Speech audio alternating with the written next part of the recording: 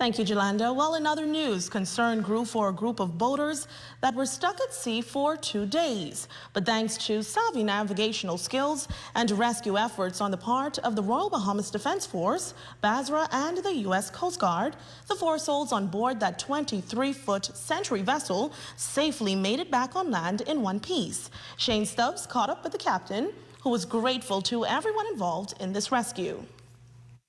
Oh, I'm grateful. That's the emotion felt by Audley Davis, captain of the Silver Fox vessel that was stuck at sea since Thursday of last week.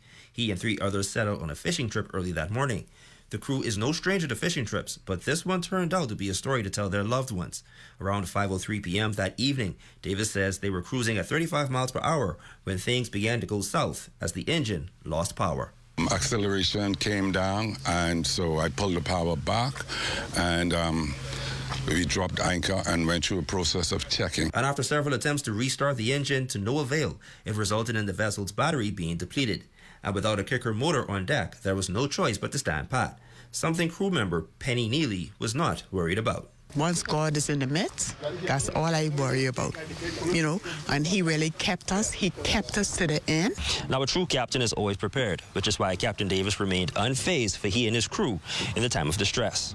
Aware that a frontal system would make matters daunting, the former pilot of 30 years says they were well equipped to make it through until help arrived. We had 3 anchors. We just put 1 anchor first, my biggest anchor, and we rode out the first night, all night, with that particular anchor. By morning, the winds got even stronger, so I put a second anchor on the opposite side of the boat, and we had two down. I keep tarps and stuff on the boat, so we use them as sail, and I keep like pieces of carpet, like 10 by 10 pieces. So everybody was quite comfortable and warm because we were prepared. We had food and water and stuff. Davis says around 4 a.m. Saturday morning was when they saw the U.S. Coast Guard arriving, informing them that help would be dispatched. And stepping in to save the day was the GB Police Marine Division.